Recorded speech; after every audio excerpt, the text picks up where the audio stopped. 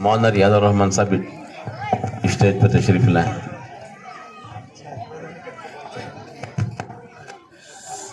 السلام علیکم ورحمۃ اللہ وبرکاتہ. الحمد للہ نحمده ونستعینه ونستغفره ونؤمن به ونتوکل علیہ ونعوذ باللہ من شرور انفسنا ومن سیئات اعمالنا من يهده الله فلا مضل له ومن يضلله فلا هادي له ونشهد ان لا اله الا الله وحده لا شريك له ونشهد ان سيدنا وسندنا ومولانا محمدا عبده ورسوله صلى الله عليه وعلى آله وأصحابه وبارك وسلم تسليما كثيرا كثيرا. أما بعد فأعوذ بالله من الشيطان الرجيم. بسم الله الرحمن الرحيم. يا أيها الذين آمنوا لا تلهكم أموالكم ولا أولادكم عن ذكر الله ومن يفعل ذلك فأولئك هم الخاسرون. صدق الله العظيم.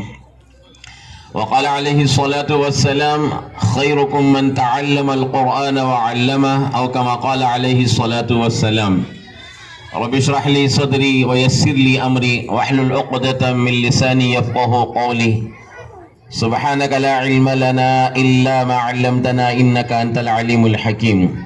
اللهم صل على سيدنا محمد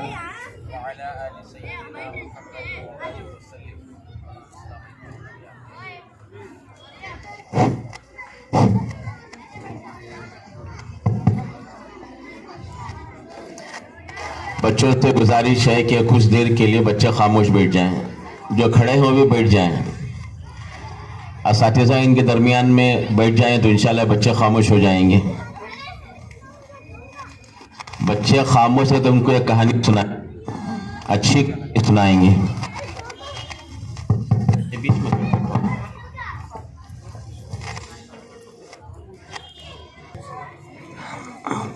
بچے خاموش بیٹھیں گے.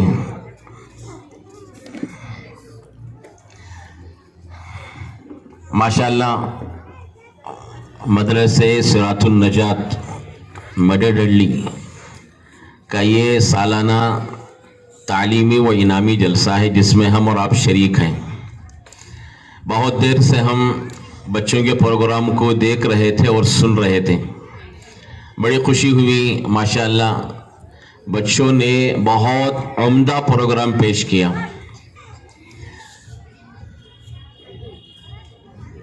یہ بچوں کی ہمت کی بھی بات ہے اور ان کے پیچھے ان کے اساتذہ کی محنت ہے.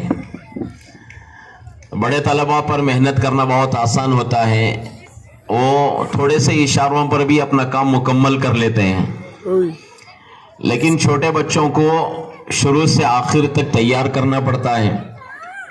اساتذہ کی اس میں بہت زیادہ محنت ہوتی ہے. الحمدللہ اللہ جزائے خیر دے اس مدرسے کے اساتذہ کو کہ یہاں کے اساتذہ نے بچوں پر ہر اعتبار سے محنت کی اور اس محنت کو آپ کے سامنے پیش کر دیا. ہمارے بچے قابل دید بھی ہیں، قابل داد بھی ہیں. اللہ ان بچوں کو اور مزید علوم دینیہ کے حصول کی توفیق نصیب فرمائے. اور اللہ ان کے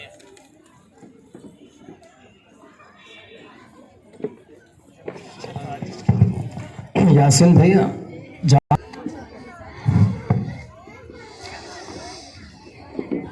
تو ماشاءاللہ ان بچوں نے جو پروگرام پیش کیا بہت ساری باتیں ہماری نصیحت کی اور ہمارے لیے عبرت کی باتیں بچوں نے بتائی.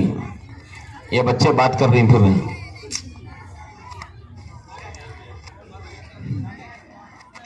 اصل چونکہ بچوں نے پروگرام پیش کیا ہے تو ہم اس پروگرام کو بہت چھوٹے انداز پہ لیتے ہیں کہ بچوں نے پیش کیا.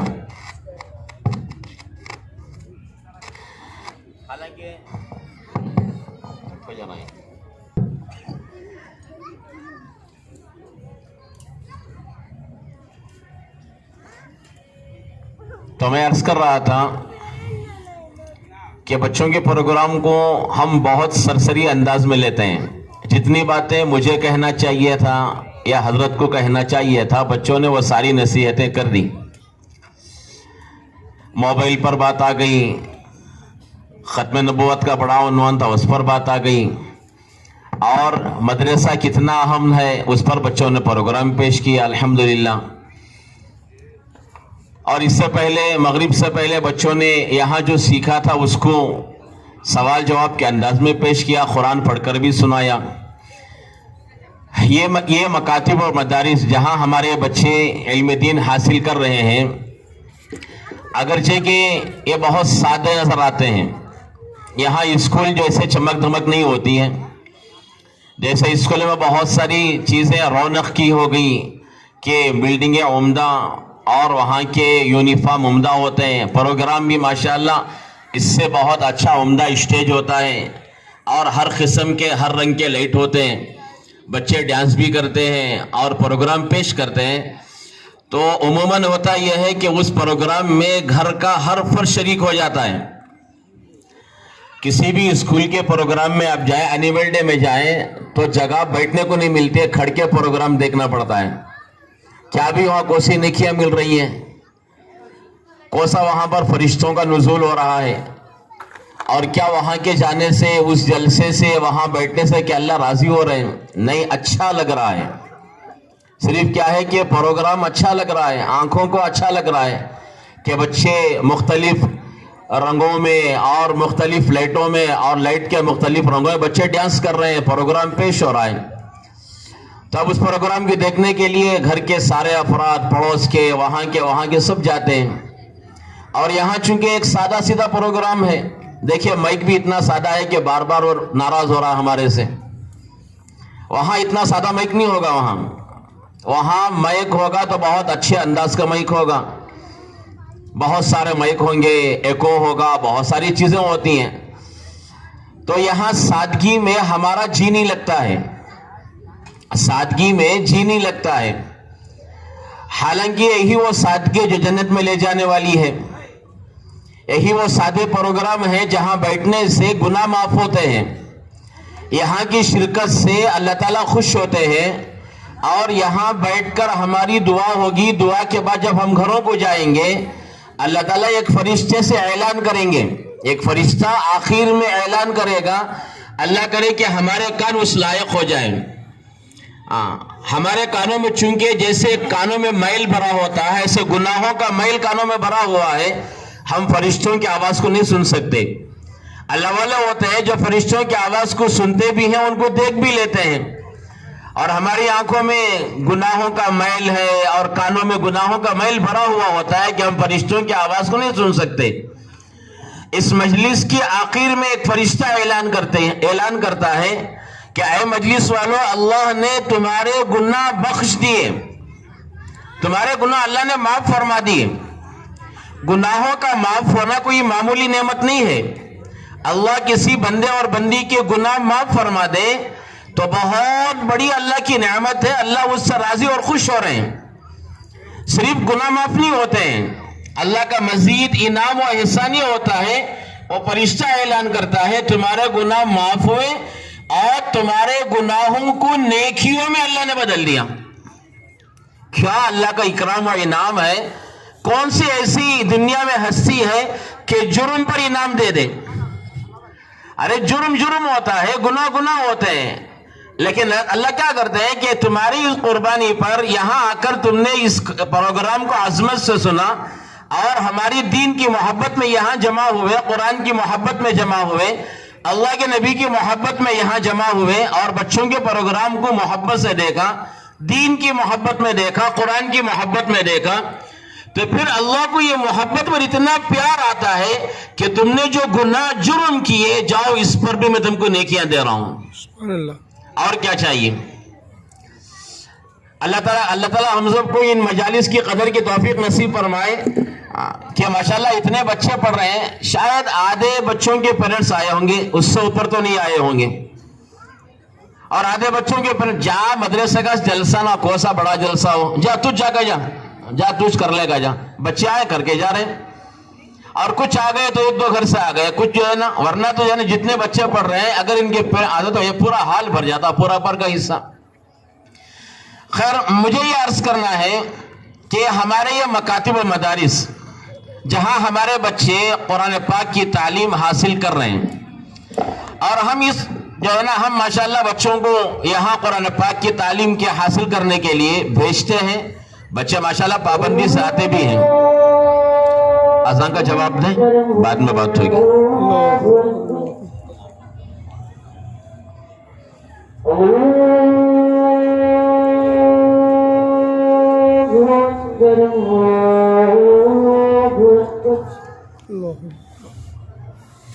أشهد أن لا إله إلا الله. أشهد أن لا إله إلا الله.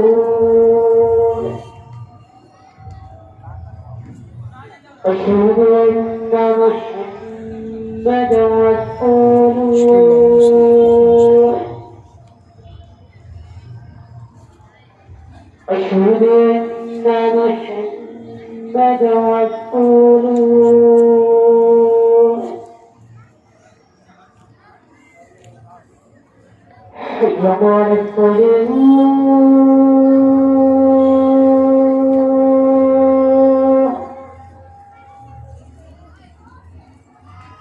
حي على الصلاة.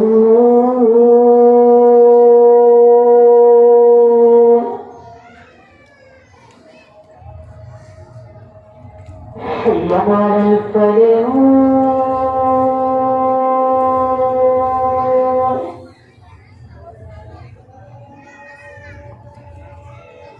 حي على الفلاح.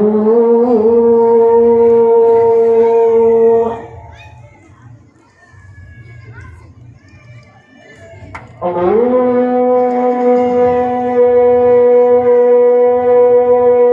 أكبر الله أكبر. لا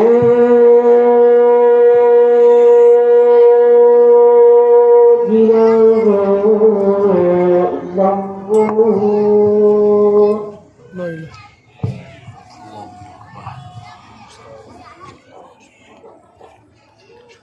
تو میں عرض کر رہا تھا کہ ہمارے یہ جو مکاتب ہیں یہ ظاہری اعتبار سے بہت معمولی مکاتب لگتے ہیں، حقیقت میں یہ ہمارے روحانی ہسپتال ہیں. جیسے کسی مریض کو ہسپتال میں داخل کیا جاتا ہے اس کے علاج کے لیے، کہ کوئی مریض ہارٹ کا پیشنٹ ہے، کوئی کڈنی کا پیشنٹ ہے، اور بہت ساری بیماریاں ہیں جن بیماریوں کے علاج کے لیے مریضوں کو ہسپتال میں داخل کیا جاتا ہے. یہ ہمارے مکاتب اور مدارس جو ساری دنیا میں اللہ نے اس کا جال پھیلایا ہے، یہ ہمارے روحانی ہسپتال ہیں. یہاں روحانیت بنائی جاتی ہے، یہاں دل کی اصلاح ہوتی ہے، یہاں اعمال کی اصلاح ہوتی ہے. اور ان مدارس اور مکاتب میں اللہ سے تعلق پیدا کرایا جاتا ہے، اللہ کے نبی سے محبتیں پیدا کرائی جاتی ہیں، اور اولیاء اللہ سے محبتیں پیدا کرائی جاتی ہیں. یہاں اعمال کا شوق دلایا جاتا ہے، آخرت کی فکر دلائی جاتی ہے. اور یہی وہ روحانی مراکز ہیں جن مراکز میں ان پڑھ کر بہت سے بڑے بڑے اللہ والے بن گئے. ان روحانی مراکز اور ہسپتال میں آ کر، ان مکاتب مدارس میں آ کر دنیا میں انہوں نے ایسے بہترین کام کیے کہ دنیا آج بھی ان کو یاد کرتی ہے. ہندوستان ہو یا ہندوستان کے باہر کے ممالک ہوں، آپ جہاں بھی جائیں آپ کو ہر جگہ کہیں نہ کہیں کسی ولی کی مزار تو مل ہی جاتی ہے. اور ہندوستان میں ماشاءاللہ کوئی ضلع، کوئی تعلقہ ایسا نہیں ہے جہاں پر کسی ولی کی مزار نہ ہو. یہ کون ہے اولیاء اللہ جن کی برکات سے آج بھی ہم لوگ فائدہ اٹھا رہے ہیں. اور جب بھی وہاں سے گزرنا ہوتا ہے تو دل میں ان کے بارے میں محبت پیدا ہو جاتی ہے، اور کچھ پڑھ کر جو ہے نا بخشنے کو جی کرتا ہے. اور بعض لوگ اتنی محبت میں آگے بڑھتے ہیں کہ سفر کر کے ان کی مزاروں تک جاتے ہیں. چلو بھی فلاں مزار کو جائیں اور جا کر وہاں کچھ دیر گزاریں. یہ جو محبتیں اولیاء اللہ کی ہیں، یہ اولیاء اللہ ہیں کون آخر؟ یہ کون سی مخلوق ہے؟ یہ کوئی ایسی عجیب مخلوق نہیں کہ جو ہے نا آسمان سے اتاری گئی ہو یا کوئی نئی مخلوق ہو، بلکہ یہی وہ بچے ہیں جن کو آپ نے ابھی دیکھا، اسی مکتب میں پڑھنے والے بچے۔ اس زمانے میں مکاتب چلا کرتے تھے، جیسے آج مکاتب چل رہے ہیں، ایسے اس زمانے میں بھی مساجد میں چھوٹے چھوٹے مکتب چلتے تھے۔ مائیں لا کر بچوں کو استاد کے حوالے کرتی کہ ہمارا یہ بچہ ہے، آپ اس کو حافظ بناؤ، عالم بناؤ، دین کا داعی بناؤ، ولی بناؤ۔ کتنے واقعات ہیں، اور بہت سے آپ کو ایسی مائیں ملیں گی جنہوں نے بڑی بڑی قربانیاں دے کر بچوں کو تیار کیا۔ امام شافعی رحمۃ اللہ علیہ اپنی ماں کے اکلوتے بیٹے تھے، اکلوتے بیٹے ایک ہی، اور جب پیدا ہوئے تو پیدا ہونے کے چند دنوں کے بعد والد صاحب کا انتقال بھی ہو گیا، یہ یتیم ہو گئے۔ اب ماں نے سوچا کہ میرا ایک ہی بچہ ہے، کیا کروں میں؟ تو فیصلہ کیا ماں نے کہ میں اپنے بچے کو اللہ کے نام پر دے دیتی ہوں۔ کتنا بڑا فیصلہ! کوئی سہارا نہیں ہے، ماں کو اپنے گھر میں زندگی گزارنے کے لیے کوئی سہارا نہیں ہے، شوہر کا انتقال ہوگا، ایک ہی بیٹا ہے۔ سوچنا تو یہ چاہیے تھا ماں کو، اس بچے کو میں کاروباری بناؤں گی، اس بچے کو میں ہنر سکھاؤں گی تاکہ میری زندگی کا سہارا بن جائے۔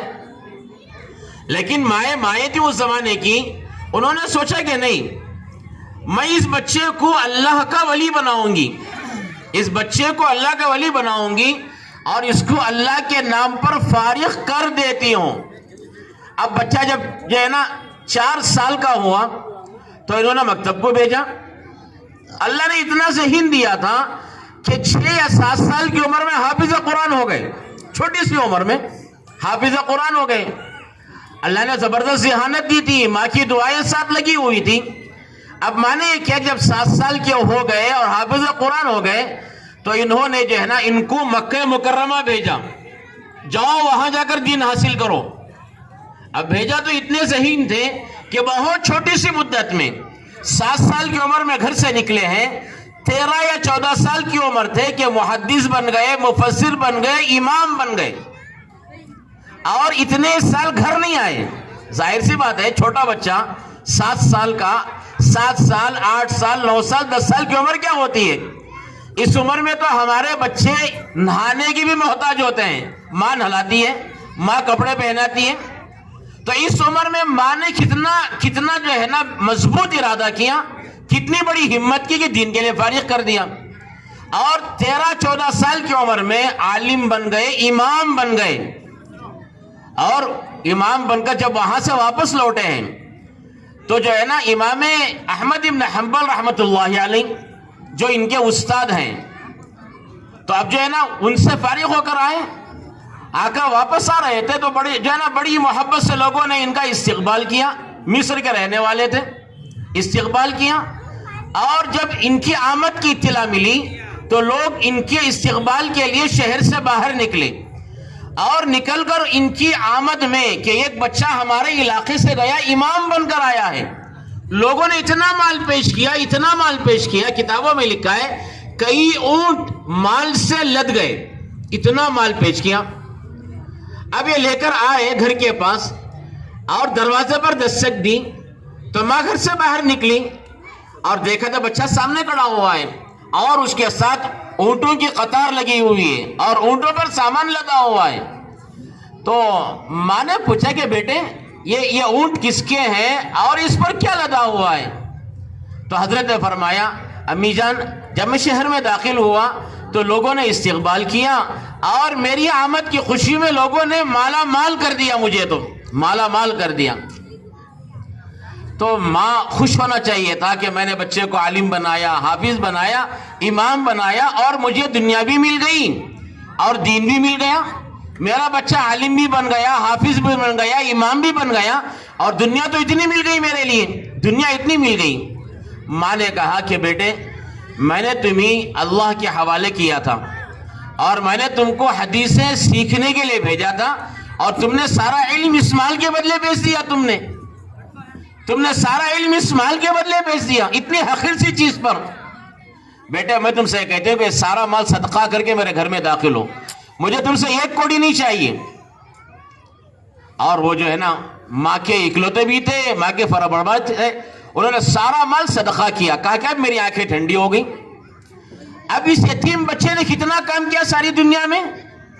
اللہ نے امام بنایا, لاکھوں کروڑوں ایسے ان کے مسلک پر چلنے والے ہیں کہ لوگ ان کے مقتدی بن گئے. اور اس علم کی سیکھنے کی برکتیں یہ تھی کہ ماں کی بڑی قدر کرتے تھے, ماں کی بڑی خدمت کرتے. ایک ہی بیٹے تھے, روایتوں میں لکھا ہے کتابوں میں کہ اتنی ماں کی خدمت کرتے, روزانہ رات میں گھر آتے تو اپنے ماں کے سر پر تیل کی مالش کرتے اور ماں کے قدموں کے نیچے بیٹھ کر ماں کے تلووں کو بوسہ دیتے, اور جو ہے نا پیر دھو کر ماں کے پیر کا دھلا ہوا پانی پیتے. ماں کہتی کہ بیٹے تو امام ہے, تجھے یہ نہیں کرنا چاہیے. تو وہ کہتے کہ اماں امام تو آپ نے ہی مجھے بنایا ہے, آپ کی قربانیاں تھی کہ اللہ نے مجھے امام بنا دیا. ایک یہ بیٹا ہے جو علم حاصل کر کے امام بن کر ماں کی خدمت کر رہا ہے. اور آج ہم دیکھیں کہ بہت سارے وہ علوم, بہت سارے وہ بچے جو بڑی بڑی ڈگریاں حاصل کر لیتے ہیں, ڈاکٹر بن گئے, انجینئر بن گئے, لائر بن گئے, پتہ نہیں کتنے لاکھوں روپے ان کے تعلیم پر خرچ ہوئے. لیکن جب بچے بڑے ہوتے ہیں تو کیا ہوتا ہے, ہم سب جانتے ہیں کہ آج ان بچوں سے کتنے والدین پریشان ہیں. کیا ہوا ابھی کہ بچوں کو سکھایا اور بچے ہمارے نافرمان بن گئے. ہندوستان کے ایک بڑے عالم گزرے ہیں, مولانا اشرف علی تھانوی رحمۃ اللہ علیہ, بڑے اللہ والے گزرے ہیں. ان کے زمانے میں ایک صاحب حضرت کی خدمت میں آئے, آ کر کہنے لگے حضرت میں نے اپنے بچے کو اعلیٰ تعلیم حاصل کرنے کے لیے میں نے بچے کو انگلینڈ بھیجا اور بچہ وہاں ماشاءاللہ بہت اعلیٰ ڈگری لے کر آیا ہے, اچھی تعلیم حاصل کر کے آیا ہے, لیکن تھوڑا سا بے دین ہو کر آ گیا ہے. ڈگری تو آئی اس کے پاس لیکن بے نمازی بن کر آیا ہے اور بے دین بن کر آیا ہے, ورنہ ماشاءاللہ تعلیم اچھی حاصل کر کے آیا ہے. تو حضرت نے ان کے اس جو ہے نا اطلاع پر حضرت نے کہا تم تو ایسے کہہ رہے ہو جیسے کسی مریض کو, کسی پیشنٹ کو آدمی ڈاکٹر کے پاس بھیجے, ہسپتال میں ایڈمٹ کرے اور ڈاکٹر علاج کر کے یوں کہے کہ ماشاءاللہ آپ کا پیشنٹ, آپ کا مریض بہت اچھا ہے, بس تھوڑی سی جان نکل گئی, بقیہ سب ٹھیک ہے. تھوڑی سی جو جان اندر تھی وہ نکل گئی ہے, بقیہ ہاتھ پر سب ٹھیک ہے. ارے کیا بات صحیح ہے؟ یہ سوچ کر دیکھو. پھر اگر جسم سے جان ہی نکل گئی تو ہاتھ پر لے کر کیا کریں گے؟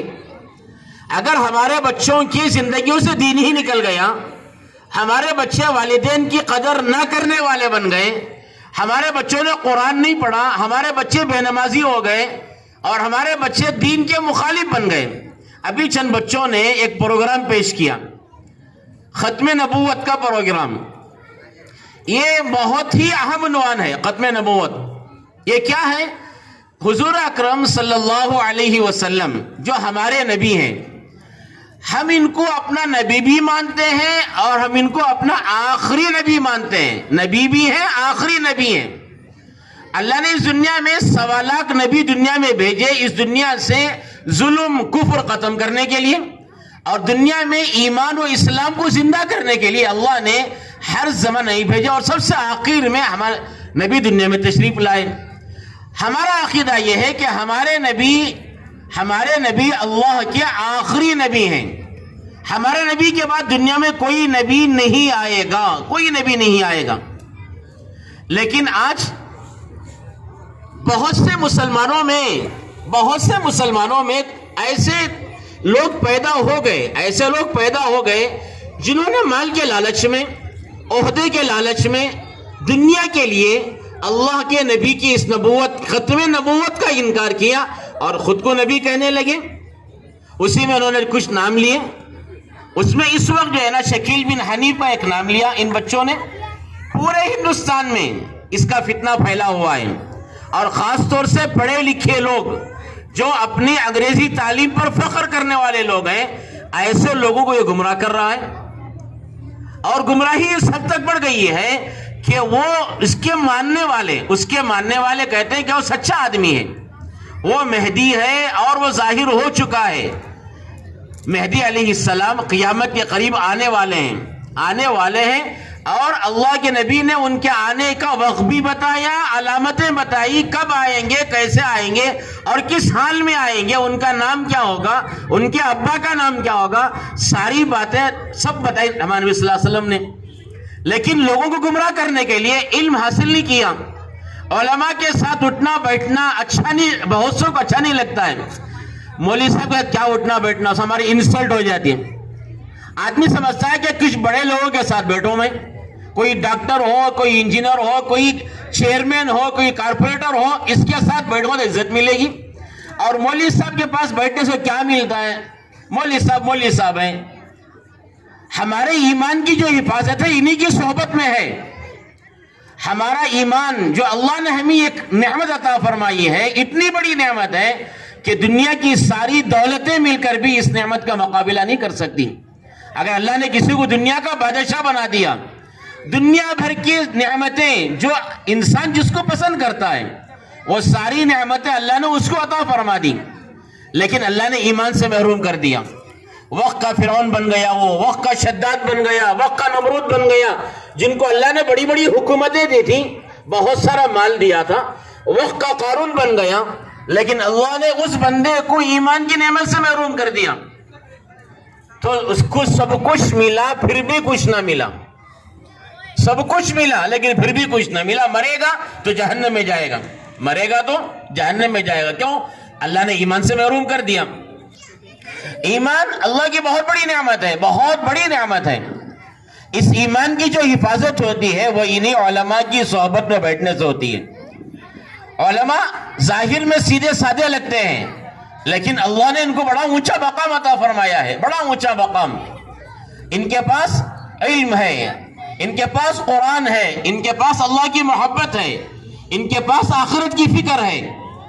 یہی وہ دولتیں ہیں جس پر ہم فخر کرتے ہیں. اللہ نے ہم کو یہ نعمتیں عطا فرمائی، تو اس لیے ان کی صحبت میں بیٹھیں گے تو پھر ہمارے ایمان کی حفاظت ہوگی. پڑھا لکھا طبقہ ایک بڑا نوجوانوں کا طبقہ ہے جو علماء سے بات کرنا پسند نہیں کرتا، علماء کے ساتھ اٹھنا بیٹھنا پسند نہیں کرتا. ہم اپنے نوجوان بچوں کو اس کی تاکید کریں، ہمارے پڑھے لکھے بچوں کو اس کی تاکید کریں کہ علماء سے دوستی کریں، وہ علماء کے ساتھ اٹھنا بیٹھنا کریں. اپنے پیچیدہ مسائل جو کنفیوژن میں ڈالنے والے مسائل ہیں علماء سے پوچھ کر حل کریں. خود جا کر جو ہے نا گوگل میں سرچ کر کے حل نہ کریں، ورنہ کیا ہوگا کہ یہی مسئلہ جو ابھی میں نے عرض کیا کہ ایمان سے ہاتھ دھونا پڑے گا. بہت ساری جو ہے نا ایسے جھوٹے لوگوں نے بہت سارے ویب سائٹ بنا دیے ہیں، وہاں جا کر آپ سرچ کریں گے تو ایمان ہاتھ سے چلا جائے گا. الغرض میں عرض کر رہا تھا کہ ان مدارس میں بچوں کو ایمان ملتا ہے، ان مدارس میں بچوں کو دین ملتا ہے، ان مکاتب میں بچوں کو اعمال صالحہ کا جذبہ اور شوق دلایا جاتا ہے. بچے یہاں آ کر نماز کی محنت کرتے ہیں، نمازوں کی پابندی کرتے ہیں، نمازی بننا سکھایا جاتا ہے، ان کو نماز کی عادت ڈالی جاتی ہے، ان کو سلام کرنا سکھایا جاتا ہے. ان بچوں کو کھانے پینے کی سنتیں، سونے اٹھنے کی سنتیں، ساری چیزیں یہاں سکھائی جاتی ہیں. اور یہی وہ سنتیں ہیں جن سنتوں پر چلنے سے اللہ کے نبی راضی اور خوش ہوتے ہیں. اور قیامت میں ان بچوں کے والدین کو اللہ تعالیٰ سنتوں پر چلنے کی برکت سے اللہ کے نبی ان کے حق میں سفارش کریں گے. دین کوئی معمولی بات نہیں ہے، دین بہت بڑی نعمت ہے. میں ایک لطیفہ بول کر بات مختصر کر دیتا ہوں. ان بچوں سے میں نے کہا تھا کہانی بولنے کے لیے. بچے خاموش بیٹھو بچے، اب تمہارے لیے کہانی بول رہا ہوں. ایک جوک سنتی سنو. تو میں کہہ رہا تھا کہ ایک لطیفے کے طور پر ان بچوں کو ایک بات سمجھانا ہے کہ دین کتنی اہم چیز ہے. 4 دوست کہیں سفر میں گئے، 4 دوست جو ہے نا گھومنے کے لیے سفر میں گئے، اور گرمیوں کا موسم تھا اور وہ گھومنے کے لیے گئے. اور جا کر انہوں نے جناب اسٹے کیا تو ہوٹل تلاش کیا. ان کو ہوٹل کی ضرورت تھی قیام کرنے کے لیے. اب جو ہے نا انہوں نے ہوٹل تلاش کیا تو اتنا رش چل رہا تھا کہ کہیں ہوٹل میں ان کو روم اویلیبل نہیں تھی. کیا بول رہے ہیں؟ تلاش کرتے کرتے کرتے گئے تو ایک ہوٹل ملی. ان کو کہا کہ ہماری ہوٹل میں ایک روم ہے اور سب سے اوپر ہے, تقریباً جو ہے نا 70/5 75 آفٹر کا وہ ہوٹل تھا, بہت بڑا ہوٹل. اور کہا کہ اوپر ایک روم خالی ہے, آپ چاہیں تو وہ ایک روم لے سکتے ہیں. انہوں نے مشورہ کیا کہ ہم بہت تلاش کر لیے, بہت پھر لیا, اب کیا کریں, اگر یہ بھی نہ ملے تو راستے میں سونا پڑے گا, بہتر ہے کہ جو ہے نا ایک روم لے لیں. اب روم انہوں نے بک کر لیا تو ہوٹل وہاں کے جو ہے نا جو اس نے کہا مینیجر نے کہ ہمارا یہ کنڈیشن یہ ہے کہ آپ کو یہاں 10 بجے سے پہلے ہوٹل پہ آئیں گے تب لفٹ آپ کو اوپن ملے گا. اگر آپ 10 گھنٹے کراس کر دیے رات 10 بجے یہ لفٹ بند ہو جائے گا, آپ کو اوپر تک پیدل چلنا پڑے گا. یعنی 75 آفٹر پیدل چل کو جانا, ایک مالے نہیں 70/5 مالے بلڈنگ میں چڑھ کر جانا. یہ لوگ پھر سوچتے رہے کیا کرنا سو. اب یہ بھی مسئلہ ہے, ہوٹل کئی روما نہیں مل رہی اور روم مل رہے سب سے اوپر مل رہے ہیں, اور وہ روم بھی کیسا کہ تو اس کنڈیشن کے ساتھ مل رہی ہیں. مشورہ کیا فابل بک کر لو, انشاءاللہ ہم کوشش کریں گے کہ ہم 10 بجے سے پہلے اپنے روم میں آ جائیں گے.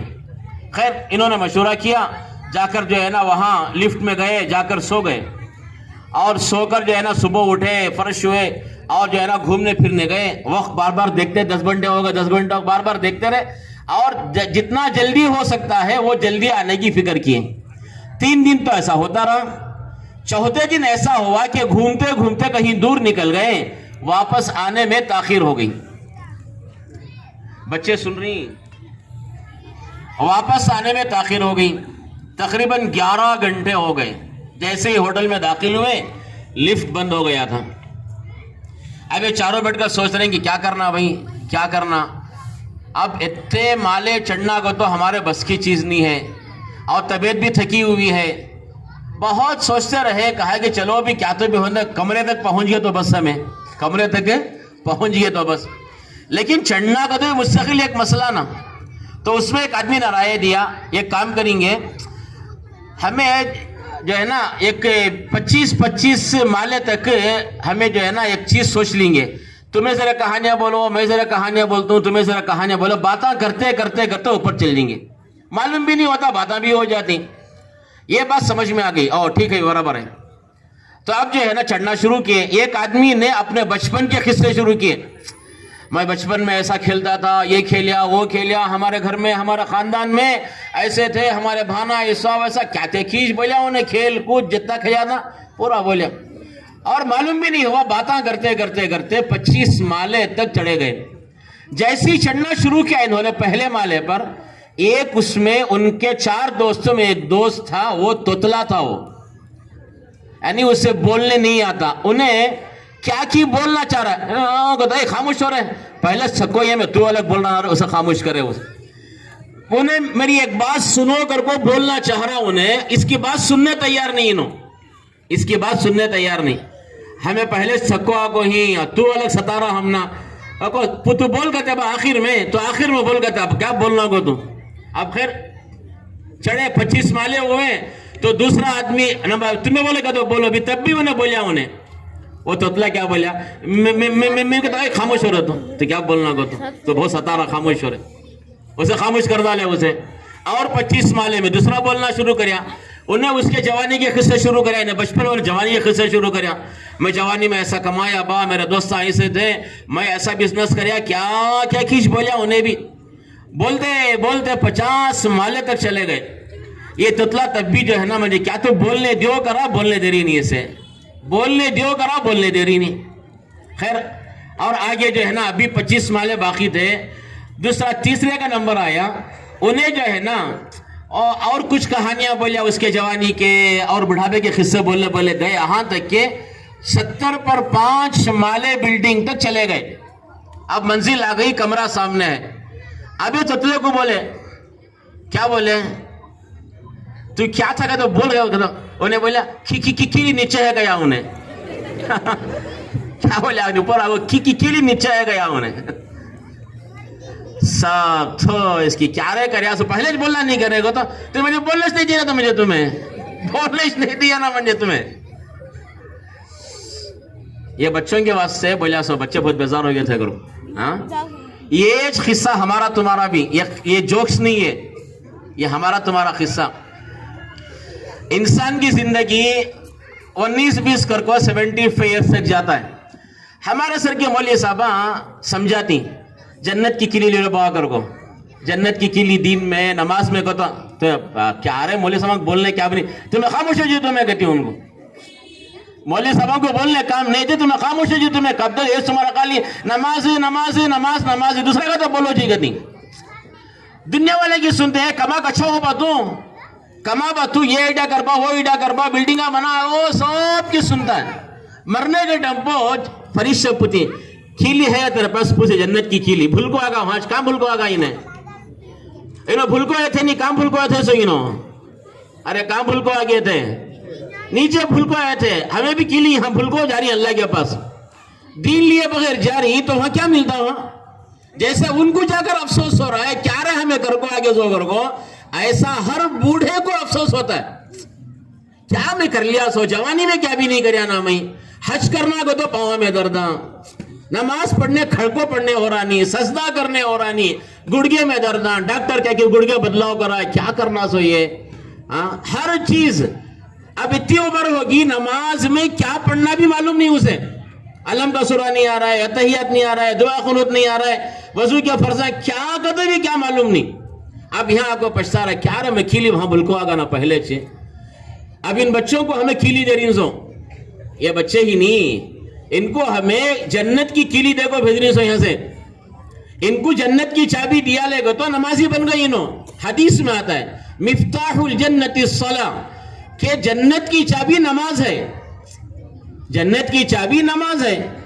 اور ہمارے پاس اب تک وہ چابی ہمیں اپنے پاس رکھ لیا نہیں حفاظت سے ہمارے پاس دیکھو چابی کا حال کیا ہے اس کے داتا ذرہ فرق پڑ گیا تو جو ہے نا لاکھ کھلتا نہیں ہو اس کے داتا میں ذرہ فرق پڑ گا تو بھی لاکھ کھلتا نہیں ہو پھر اسے گھسنا اسے تب جا کر وہ لیول بیٹھنا سو انہیں ہماری نمازوں کا حال کیا ہے ہماری نمازیں ہم نہ یاد ہے تو نمازاں ازا ہوئی تو نماز نہیں ازا ہوئی تو نماز نہیں منجھے یاد آنا میں نماز پڑھنا چاہا تو نماز پڑھتا ہوں میں جمعہ بھی میں چاہا تو جمعہ پڑھ لینا سو جمعہ آ رہا ہے چلے جا رہا ہے مجھے ٹائم نہیں جمعہ پڑھنے نماز پڑھنے ٹائم نہیں اسی عمر میں ایک منزل آ جاتی ہے کہ اس منزل تک آدمی آ کر دین پیچھے چھوڑ کر آ جاتا ہے دین پیچھے چھوڑ کر آ جاتا ہے اسی لیے بچپن میں بچوں کو دین سکھایا جاتا ہے یہ بچپن کا دین 55 تک کام آتا کہتے یہ بچپن کا دین ان کو آگے لے کر چلتا ہے ان کو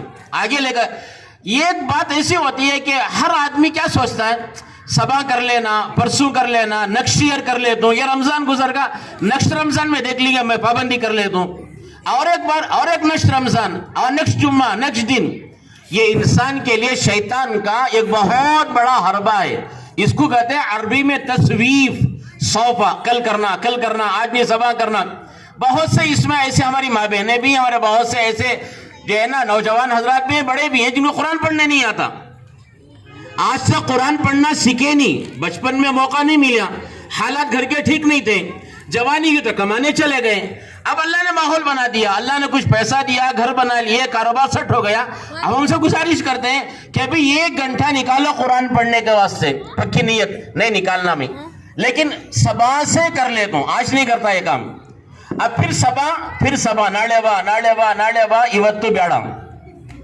یہ چل رکھا ہے ہمارا کام ہاں آج کا کرنے کا نہیں ہے صبح کریں گے اور صبح ہوتے موت آ جاتی ہے پھر موقع ہی نہیں ملتا یہ قرآن پاک کی تعلیم دین کی تعلیم یہ فرض ہے ایڈیشنل چیز نہیں ہے یہ چاہے تو سیکھو چاہے تو نہیں سیکھو اللہ نے ہمیں یہ آپشن دیا ہی نہیں اللہ نے اس کو ہمارے چوائس پر چھوڑا نہیں ہے منجے چاہا تو نہیں فرض ہے طلب العلم فریضہ علم کا حاصل کرنا فرض ہے قرآن کا علم حاصل کرنا، نماز کا علم حاصل کرنا، کاروبار کا علم حاصل کرنا، معاشرت کا علم حاصل کرنا، یہ علم کا حاصل کرنا فرض ہے. اور اگر فرض ادا نہیں کیا تو پھر اللہ کے یہاں پکڑ ہوگی. مجھے موقع نہیں ملا، مجھے ٹائم نہیں تھا، میری عمر ہوگی تھی، یہ سارے جواب سوال اللہ کے پاس نہیں چلیں گے. اللہ نے ماحول بنا دیا ہے. ماشاءاللہ ہر مسجد میں قرآنی مکاتب قائم ہو گئے، اور ہر مسجد کے اساتذہ مکتب کے اور وہاں کے ائمہ قرآن سکھانے تیار ہیں، وقت دینے تیار ہیں. آؤ ہم ہر نماز کے بعد بیٹھیں گے آپ کے ساتھ، آدھا گھنٹہ لے کر بیٹھو ہمیں، اور ہم سے قرآن سیکھو، دین سیکھو. لیکن ہمیں اتنی جلدی ہوتی ہے، نماز پڑھ کر سنت بھی نہیں پڑھتے بھاگ جاتے ہیں. نئی بیماری کہ نماز پڑھیں فوراً بھاگ رہے ہیں فوراً. جیسے کہ جو ہے نا 4-5 جو ہے نا وہاں پر لاریاں کھڑی انلوڈ کے لیے، کچھ نہیں کھڑا ہوتا، بھاگا رہا ہے. اور ہم نماز پڑھ کے باہر نکلتے ہیں تو پہلے نکلنے والا وہی گاڑی پر کھڑے ہو کر باتیں کر رہا ہوتا ہے، اور دوسرا آدمی جو مسجد میں رہنے والا ہے وہ اطمینان سے سنتیں پڑھ کر، دعائیں پڑھ کر ذکر باہر نکلتا ہے. شیطان نے باہر بھگایا. اس لیے ہم کہتے ہیں کہ یہ قرآن پاک کی تعلیم، دین کی تعلیم حاصل کرنا یہ صرف بچوں پر فرض نہیں ہے، بلکہ ہم پر بھی فرض ہے. ذمہ دار ہو تو بھی فرض ہے، گھر کے بڑے ہو تو بھی فرض ہے. اگر کوئی جو ہے نا بہت بڑے علاقے کا لیڈر بن گیا، اس پر بھی علم کا حاصل کرنا فرض ہے. چھٹکارا نہیں ہے. اس لیے ماشاءاللہ اللہ نے آپ کو بہت اچھے امام صاحب بھی دیے ہیں، بہت اچھے آپ کے مکتب کے مدرسین بھی دیے ہیں، ہر وقت ماشاءاللہ تیار ہیں. یہ مدرسہ ہے، اور عورتوں کا مدرسہ بھی کھولا گیا. ماشاءاللہ ذمہ داروں نے فکر کی تو عورتوں کے لیے مدرسے کھولے گئے، یہاں اگر ہماری ماں بہنیں آ کر وہاں علم حاصل کریں. تو اس لیے اس سہولتوں کی قدر کریں، ان سہولتوں کی قدر کر لیں، ورنہ ایک وقت آئے گا ہم چاہیں گے تو بھی نہیں کر سکیں گے. جیسے میں نے کہا نا، بوڑھے ہو گئے، اب گھر کے باہر نکل نہیں سکتے، پیر کا عذر ہے، طبیعت کا عذر ہے، شوگر آ گئی، بی پی آ گئی، اور پتہ نہیں کیا کیا بیماریاں آ گئی. اللہ سب کی اس سے حفاظت فرمائے. ان بیماریوں کے آنے سے پہلے حدیثوں میں آتا ہے 5 چیزوں کو غنیمت جانو. 5 چیزوں سے پہلے زندگی کی غنیمت جانو، موت کے آنے سے پہلے. موت کب آئے گی اللہ بہتر جانے. ایک بزرگ کہہ رہے تھے کہ انسان کے دنیا میں آنے سے 9 مہینے پہلے اللہ بتائیے بھی، ہاں تمہارے گھر مہمان آ رہا ہے، 9 مہینے پہلے اطلاع ہو جاتی ہے کہ بھی ماشاءاللہ گھر میں مہمان آنے والا ہے، چیک اپ چل رہا ہے، اور گھر میں خوشی ہے کہ گھر میں 9 مہینے پہلے اطلاع ہو رہی ہے، 9 مہینے پہلے. لیکن موت کے آنے سے 9 سیکنڈ پہلے بھی اطلاع نہیں ہوتی ہے، اچانک موت آتی ہے. دنیا میں آ رہے تو 9 مہینے پہلے اطلاع کر کے ہم آ رہے ہیں، تیاری کرو ہمارے لیے، تیاری ہو رہی ہے. اور جانے سے 9 سیکنڈ پہلے، ابھی مرنا ہے تو مرنے سے سیکنڈوں پہلے بھی مر جاتا ہے آدمی. کیا ہوا ابھی؟ تو موت کے آنے سے پہلے زندگی کی قدر کر لینا. اور دوسرا فرمایا جوانی کی قدر کرو بڑھاپے کے آنے سے پہلے. جوانی میں آدمی بہت کچھ کر سکتا ہے، اور بوڑھا ہو گیا تو بہت سارے نیک کام کرنے سے آدمی عاجز آ جاتا ہے، کرنا چاہتا ہے. یہ نہیں کہ نیت ہوتی ہے، لیکن جو ہے نا طبیعت ساتھ نہیں دیتی ہے.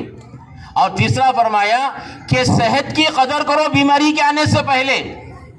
صحت کی قدر کرو بیماری کے آنے سے پہلے. اللہ نے صحت مند بنا کر رکھا ہے، تو اس صحت میں دین زیادہ کما لو، قرآن سیکھ لو، دین سیکھ لو، علماء سے فائدہ اٹھا لو. بیماری آ گئی تو اب جو ہے نا کچھ نہیں کر سکتے. آج کل بیماریاں مہمان بن کے نہیں آ رہی ہیں، بلکہ بیماریاں گھر والے بن کر آ رہی ہیں.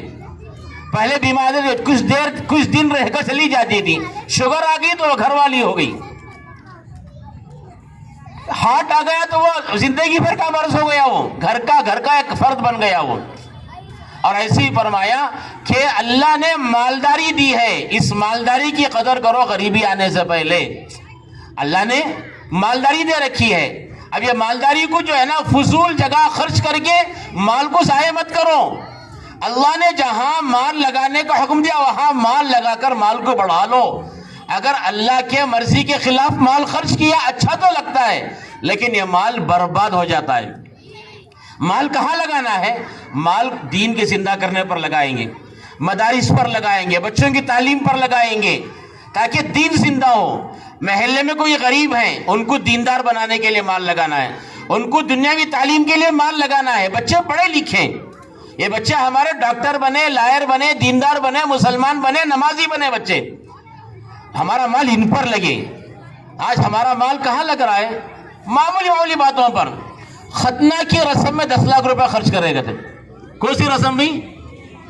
ختنہ کی رسم میں 10 لاکھ روپے خرچہ, پان کے رسم میں 12 لاکھ روپے خرچہ. کون سے بڑے رسم آئیں گا یہ؟ ہاں, اب ان رسموں میں پیسہ لگ رہا ہے. ولیمے میں 50 لاکھ روپے. کیا بھی ولیمہ ہے؟ سادہ ولیمہ کرو, نہیں اچھا نہیں لگتا. گھر والی نہیں مانتی, گھر والی نہیں مانتی. ہاں, ایک شادی کرنی سو, وہ بھی ایسی شادی کرنی سو کیا ہمارے خاندان میں ناک کٹ جاتی ہے. ناک بھی کٹتی نہیں, کیا بھی کٹنا, کھانچ جاتی ہے وہ. لیکن ذہن بن گیا ہے ناک کٹ جائے گی. لاکھوں روپے خرچ کر کے جو ہے نا شادیاں ہو رہی ہیں, بربادی ہو رہی ہے. یہ پیسہ بچاؤ, یہ پیسہ بچا کر اپنے خاندان کے بچوں کو دیندار بناؤ, ایجوکیٹڈ بناؤ. یہ بچے پڑھے لکھے بنے, ڈاکٹر بنے, لائر بنے, انجینئر بنے, دیندار بنے, قوم کے خادم بنے, قوم کے خادم بنے. آج ہمارا مال کہاں لگ رہا ہے, جس کی وجہ سے ہمارے پاس سب کچھ ہے, دین نہیں ہے. ہمارے پاس ایجوکیٹڈ طبقہ ہمارے پاس نہیں ہے. تو اس کے لیے فرمایا کہ مالداری کی قدر کرو جو ہے نا غریبی آنے سے پہلے. اور 5واں فرمایا فرصت کی قدر کرو مشغول ہونے سے پہلے. اللہ نے فرصت دے رکھی ہے, اس فرصت میں بہت کچھ لے لو. اگر مشغول ہو جاؤ گے تو پھر کچھ ہاتھ نہیں آئے گا. تو اس لیے ہماری بڑوں سے درخواست ہے, یہ بچے تو مبارکبادی کے قابل ہیں. ان بچوں نے قرآن پاک سیکھا ہے, اور جو سیکھا آپ کے سامنے پیش کر دیا, یہ ان کی ہمت کی بات ہے. اتنی ہمت تو ہمارے پاس نہیں ہے. اگر ہم کسی پورے مجمع سے کہیں کہ آ کر آپ یہاں اتحیات سناؤ کر کو, کسی تو بال کون بھی نہیں آتے. اتحیات بول کو کھڑے آتی, آگے اس کے بعد نہیں پڑھ سکتے, ڈر شروع ہو جاتا ہے, ڈر شروع ہو جائے گا. کیوں بھائی؟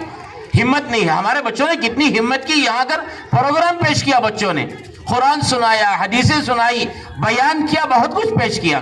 اس لیے ہم فکر کریں کہ ہم جو ہے نا خود قرآن پاک سیکھیں. یہ نہ کہ میں بوڑھے ہو گئے تو بھی سیکھیں, مشغول رہے تو بھی سیکھیں, مالدار رہے تو بھی سیکھیں, عورتیں بھی سیکھیں, مرد بھی سیکھیں. قرآن سے رشتہ ہمارا جڑ جائے. اگر قرآن سے ہمارا رشتہ جڑ گیا تو دنیا کی ساری طاقتیں مل کر بھی ہمیں زیر نہیں کر سکتی, ہمیں برباد نہیں کر سکتی, ہمیں ختم نہیں کر سکتی. اگر رشتہ ہمارا قرآن سے ختم ہو گیا اور ہمارے پاس دنیا کے بڑی بڑی ڈگریاں بھی ہوں تو بھی ہم کو برباد کرنے کے لیے کسی بڑے سہارے کی ضرورت نہیں ہے. خود اللہ ہی ہمارے بربادی کے فیصلے کر دیں گے. اس لیے ماشاءاللہ یہ مکتب جو ہے نا الحمدللہ مدرسین نے بڑی اچھی خدمت کی, اور ذمہ داروں کا بڑا اچھا تعاون اس معاملے میں, کہ ہر معاملے میں ماشاءاللہ ذمہ دار تعاون کرتے ہیں, جن کی محنتوں کی برکت سے الحمدللہ یہ روز ترقی کر رہا ہے مکتب. بچے پڑھ رہے ہیں. ابھی بہت سارے بچے ایسے علاقے میں ہیں جو ابھی مکتب کو نہیں آ رہے ہیں. ہماری گزارش ذمہ داروں سے بس ایک ہے کہ ایسی محنت مکتب پر ہو جائے محلے کے اعتبار سے کہ آپ سروے فارم لے کر ہر گھر کے پاس جائیں اور ان کا نام درج کر کے ان کو یہاں آنے کی دعوت دیں. اس اتنے بڑے مدرسے کے اتنا بڑی عمارتیں ہیں, اتنی بڑی مسجدیں, 500 بچے تو اس مدرسے میں ہونی چاہیے. اتنے بچے موجود ہیں محلے میں, نہیں موجود ہیں. ماشاءاللہ محنت ہوگی تو انشاءاللہ اور بچے زیادہ ہوں گے, اور اس مکتب کا فیض انشاءاللہ بہت سارے گھروں تک پہنچے گا. اللہ تعالیٰ اس مکتب کو بھی قبول فرمائے.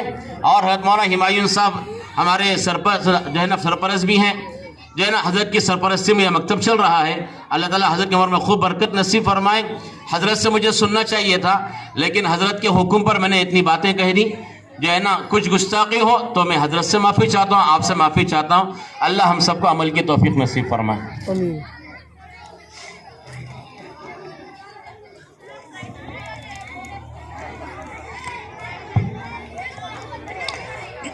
جزاک اللہ خیر, احسن الجزا. ماشاء اللہ ہمارے مہمان خصوصی نے بہت ہی عمدہ اور بہت مفید نصیحتیں ہمارے سامنے فرمائی. اور یہاں پر 3 طبقے کے لوگ ہیں, مرد حضرات بھی ہیں, مستورات بھی ہیں, اور بچے بھی ہیں. تینوں کو سمجھ میں آنے کے لحاظ سے حضرت نے تقریر فرمائی, اور سب ہم حضرت کی تقریر کو سنیں اور سمجھیں. اللہ تعالیٰ ان باتوں پر ہم سب کو عمل کی توفیق عطا فرمائے. ہونا تو ایسا چاہیے تھا کہ جیسے کہ چمن میں ہر قسم کے پھول ہوتے ہیں اور ہر پھول کا مزہ رنگ الگ ہوتا ہے، تو ہمارے اسٹیج پر بھی تشریف فرما دیگر علماء اکرام بھی ہیں، ان سے بھی ہم سننا چاہیے تھا، لیکن